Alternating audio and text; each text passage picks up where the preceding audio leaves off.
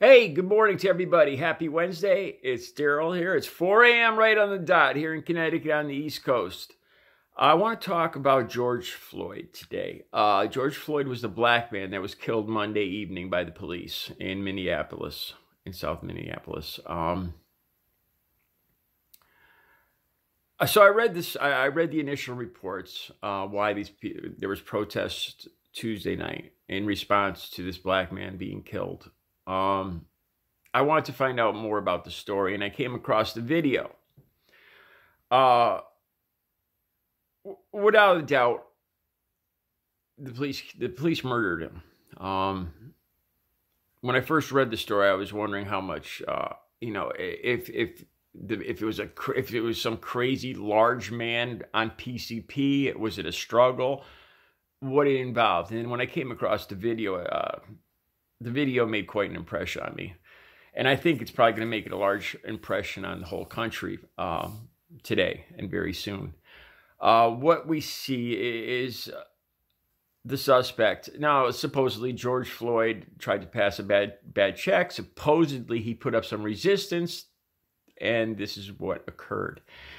Witnesses heard George Floyd say, "I can't breathe. Please don't kill me.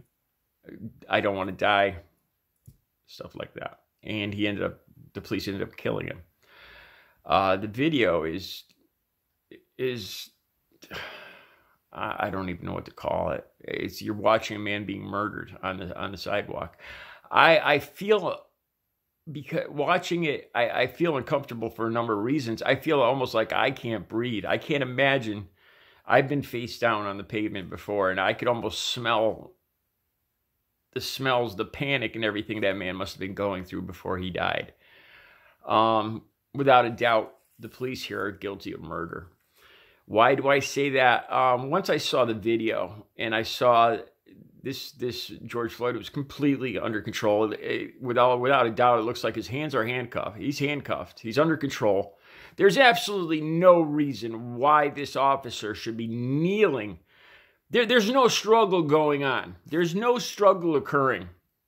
What I see, my opinion, is I see the officer upset at the situation and that he is trying to teach the suspect a lesson. The officer seems rather indignant that he has his hands in his pockets or on his hips, and he keeps looking down. And now this is all just my opinion. This is all just my take on this. And people around heard George Floyd saying, "I can't breathe. Please don't kill me." And the officer killed him. There was no struggle occurring. The officer was just kneeling with all of his weight onto this man's neck, pressing with his head turned, killing him. It's murder. It's murder. Without a doubt, not only should these officers that officer be fired, but he committed murder. That was murder. Look, I know being a cop must be one of the hardest jobs on earth, and God knows I couldn't do it. I appreciate the officers out there that are doing their job and doing the right thing. This officer not doing the right thing. All right, so let's jump right into race. Was the officer more indignant? This was a black man. Was he upset? Was it racially motivated? I don't know. I'd probably guess yeah. If that was a white man in a suit on the ground that had fought, that had tried to bounce a check, would he be kneeling on his neck?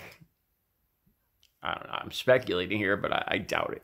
I highly doubt it. All right. Then I started thinking too. Now, as you guys know, I was a drug user for years, and I had multiple instances with the police. There was one incident when I was 20 years old where I ended up stealing a nightstick from a policeman. I took it from him and got away and walked off. And I won't get into the specifics. This was at a concert. The police spread out. The Springfield, Massachusetts police spread out and to find the nightstick. And they were searching everybody in the vicinity. And they actually found the nightstick on me. and they told me they were going to beat the hell out of me. They almost did, but they didn't. And I think about this, if I had been a black man, I guarantee I would have probably lost teeth that night, but I didn't. Without a doubt, being white or Native American white has saved me. Going on to Colin Kaepernick. I keep bringing him up because I think the man's a hero. The stand he took. And this stuff like this right here is why he decided to lose his career, his fortune, everything to make it, because he's in a high visibility position and felt the obligation to talk about stuff like this.